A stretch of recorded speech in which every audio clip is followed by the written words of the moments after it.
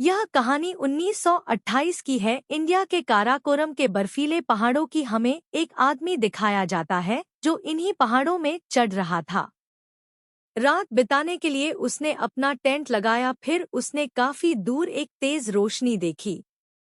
जब वह इसे देखने जाता है तो वहाँ एक बड़ा सा बोला था जिसके अंदर तेज रोशनी थी, और जब वह उसे हाथ लगाता है तो वो बेहोश हो जाता है। जब उसे होश आता है तो वह गोरा गायब हो जाता है। अब कहानी वर्तमान में आती है। हमें प्रशंटन यूनिवर्सिटी की एक प्रोफेसर जिसका नाम हेलन है, जो एस्ट्रोबायोलॉजी को स्टडी करती है। हेलन का एक छोटा बेटा भी है और उसका पापा अब इस दुनिया में नहीं है, और हेलन भी उसकी अपनी मम्मी नहीं थी, मगर हेलन उसका बहुत ख्याल रखती थी। फिर हेलन को सरकार की तरफ से एक कॉल आती है और ऑफिसर से उसे लेने आ जाते हैं और वह उसे ले जाते हैं।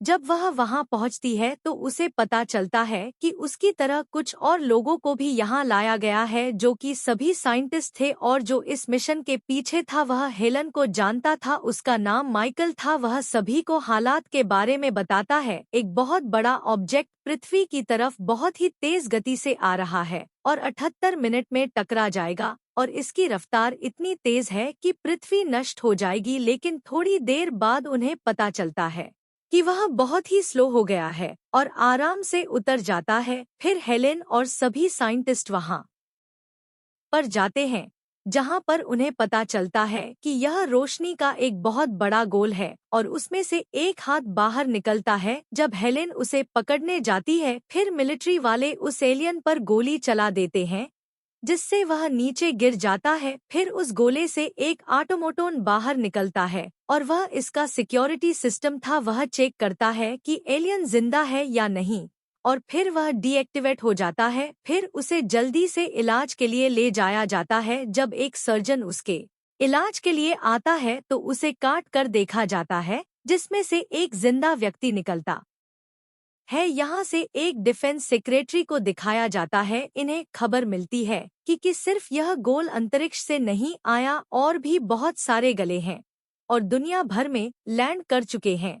वह एलियंस इस दुनिया की पूरी जानकारी ले चुके थे और इंसानों के पास उनकी कोई जानकारी नहीं थी। रजना को उस पकड़े हुए एलियन की खबर दी गई थी, इसलिए वह वहां जाती है। डॉक्टर बताते हैं कि यह एलियन है, 3 अलग अलग डीएनए से बना है, एक इंसान का बाकी 2 एलियन का। फिर वह कहते हैं कि इसे इंसानों के रूप में आना था जिससे यह यहाँ पर जिंदा रह सकता था, और कुछ ही घंटे में वह एलियन इंसान बन गया, और यहाँ तक कि वह हमारी भाषा भी बोल सकता था। अब वह एलियन होश में आ चुका था और वह पानी मांगता है। जब सभी उस सवाल पूछने के लिए अंदर आते हैं, आते ही रजना कहती है कि मैं यूनाइटेड स्टेट की डिफेंस सिस्टम की सेक्रेटरी हूँ।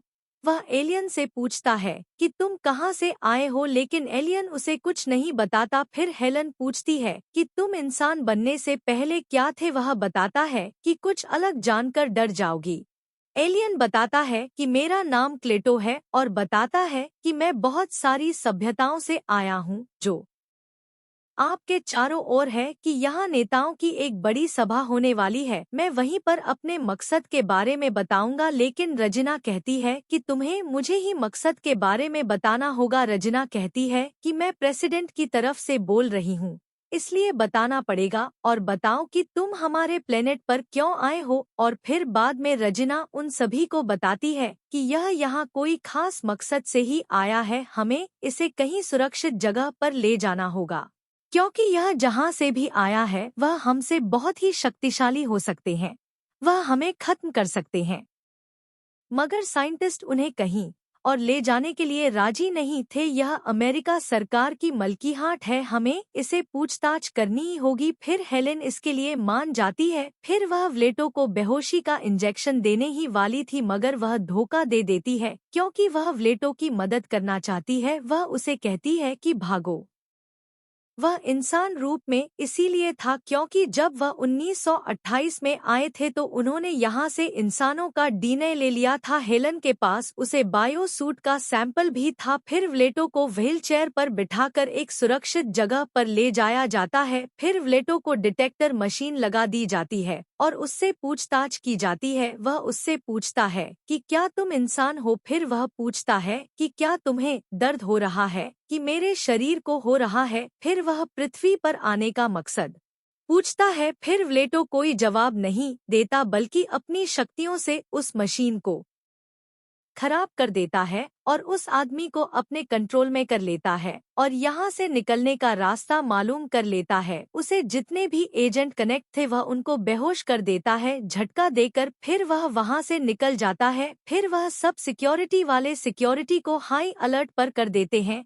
पूरी धरती पर डर का माहौल बन चुका था क्योंकि वह हर जगह लैंड हुए थे और किसी को भी उनके मकसद का नहीं पता था। व्लेटो वाला गोला बाकी सब गोलों से बहुत ही बड़ा था। जब क्लेटो खाना खा रहा होता है तो एक चोर चोरी करके जा रहा था। वह कुछ नहीं कहता, वह सिर्फ वह इंसान की फितरत देख रहा था। फिर उसकी तबीयत खराब होने लगी। हेलन अब अपने घर आ चुकी थी जब जैकब टीवी पर एलियंस वाली खबर देख रहा था। फिर हेलन के पास पुलिस वालों का फोन आता है कि तुम्हारा पेशेंट हमारे पास है। बाद में हेलन को समझ आता है कि वह एलियन ही है जिसको मैंने दवाई दी थी, जिसके पास दवाई मिली है। फिर वह पुलिस स्टेशन जाती है जहां पर व्लेटो बैठा था और फिर हेलन उसे अपने साथ लेकर आ जाती है। फिर वह पूछता है कि क्या तुम हमारे दुश्मन हो? वह कहता है कि मैं दोस्त हूँ। फिर वह हेलन के द्वारा दिए हुए डीएनए को अपने जख्म पर लगता है जिससे वह जख्म ठीक हो जाता है। सारे मिलिट्री वाले ऑटोमोटोन्स पर अपनी शक्तियां आजमा रहे थे। वह ऑटोमोटोन कहीं ज्यादा शक्तिशाली था। उसका डिफेंस सिस्टम एक्टिवेट हो जाता है और उन सभी को तबाह कर देता है। इन सब के गोला बारूद से उसको कुछ भी नहीं होने वाला था। फिर वह उस पर रिसर्च करने के लिए उसे एक कंटेनर में बंद करने का प्लान बनाते हैं।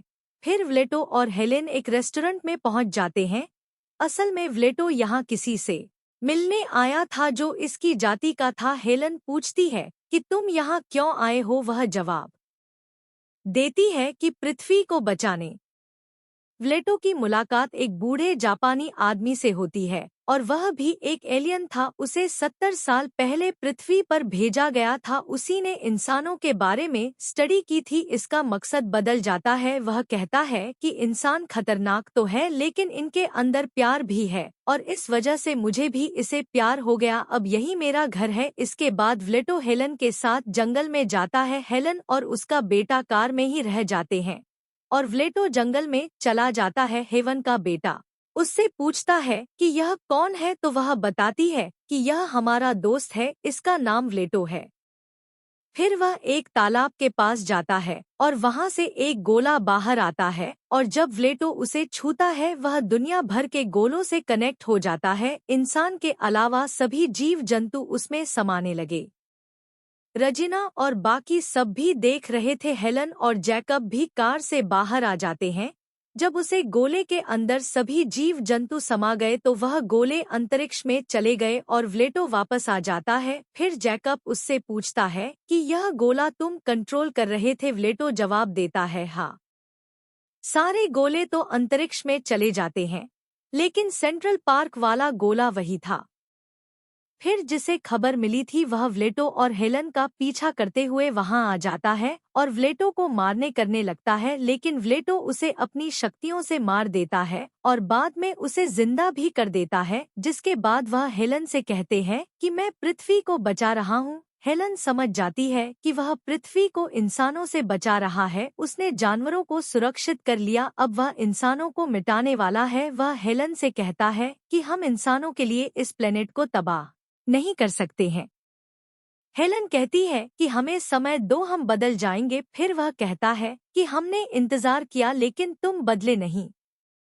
व्लेटो कहता है कि इंसानों का नाम मिटा देने के बाद यह धरती फिर से ठीक हो जाएगी। यह सुनते ही हेलन घबरा जाती है। हेलन कहती है कि मैं तुम्हें दुनिया के सामने ले जाऊंगी, तुम वहां पर अपनी बात कह सकते हो। लेकिन वह कहता है कि अब शुरुआत हो चुकी है।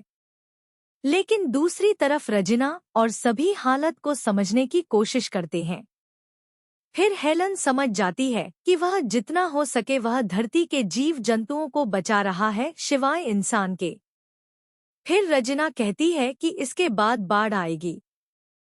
यह कहानी नोवा के उस कहानी से ली गई है जिसमें एक भयंकर बाढ़ आने वाली होती है और एक आदमी ने एक नौका बनाकर सभी जीव जंतुओं को बचा लिया था। हेलन व्लेटो को अपने दोस्त के पास ले जाती है। फिर वहाँ पर व्लेटो एक इक्वेशन देखता है जो पूरी नहीं हुई होती, वो उसे पूरा कर देता है और यह देखकर प्रोफेसर हैरान हो जाता है और वह पहली मुलाकात में ही समझ जाता है कि यह एक एलियन है और इंसान भी नस्ल को खत्म करने आया है। हेलन उसे कहती है कि तुम लोग इस धरती को खोखला बना रहे हो। प्रोफेसर व्लेटो से कहता है कि सब बदल जाते हैं, तबाही के आने से पहले सब बदल जाते हैं, तुम भी तो बदले थे ना। तो प्लेटो कहता है कि सूर्य अस्त हो रहा था इसलिए हमें बदलना ही पड़ा। फिर वह कहता है कि हमारे पास बदलने का एक मौका है, यह हमसे मत छीनो। जैकब दूसरे रूम में टीवी में न्यूज़ देख रहा था। वह वहां पर व्लेटो की फोटो देखता है जिससे वह पुलिस को फोन कर देता है। व्लेट को अरेस्ट करने के लिए पुलिस आ जाती है। वह हेलन को पकड़ लेते हैं।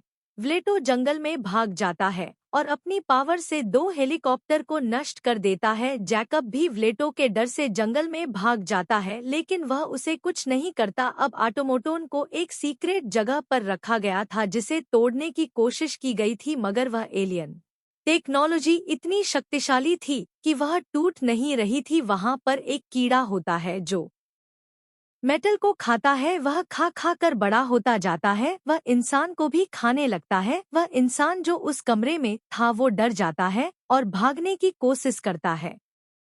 बाद में देखते ही देखते वह ऑटोमोटोनस हवा में उड़ जाते हैं और जितने भी एलियंस कीड़े थे वह हर चीज खाने लगे और वह अंडरग्राउंड लेयर से भी बाहर आ जाते हैं। इन पर ना तो गोलियों का असर होता था ना किसी चीज का। वह इंसानों की हर चीज को खत्म कर रहे थे। दूसरी तरफ हेलेन को राजना के पास लाया जाता है। हेलन बताती है कि हम उस चीज का मुकाबला नहीं कर सकते मगर वह एलियन को मना सकती हूँ, शायद वह अपना इरादा बदल दे। दूसरी तरफ जैकब अपनी माँ को कॉल करता है और एक जगह बताता है। जब व्लेटो को कब्रिस्तान ले आता है और अपने पिता की कब्र दिखाता है, वह कहता है आप मेरे पिता को जिंदा कर दो क्योंकि आपके पास शक्ति है। वह कहता है कि मैं ऐसा नहीं कर सकता। फिर वहां पर हेलन आ जाती है और जब को गले से लगती है और जब व्लेटो उसे महसूस करता है कि इंसान अंदर से ऐसे हैं कि अब वह कहता है कि मुझे समझ आ गया, तुम इंसानों का एक अलग पहलू भी है। फिर हेलन कहती है कि हमें एक मौका दो, हम सुधर सकते हैं। फिर वह सब बैठकर सेंट्रल पार्क में जाते हैं। वह सेंट्रल पार्क तक तो पहुंच जाते हैं लेकिन अब वह कीड़े वहां तक भी पहुंच गए थे जो कि जैक के शरीर में जा चुके थे। फिर व्लेटो उन्हें बचा लेता है और जाते जाते कहता है कि इंसानों को इसकी कीमत चुकानी पड़ेगी। वह गोले के करीब जाता है और उसका इंसान का शरीर खत्म हो रहा है। जब वह उस गोले को छूता है तो सभी कीड़े डीएक्टिवेट हो जाते हैं, तबाही रुक जाती है, वह गोला अंतरिक्ष में चला जाता है। Thank you for watching.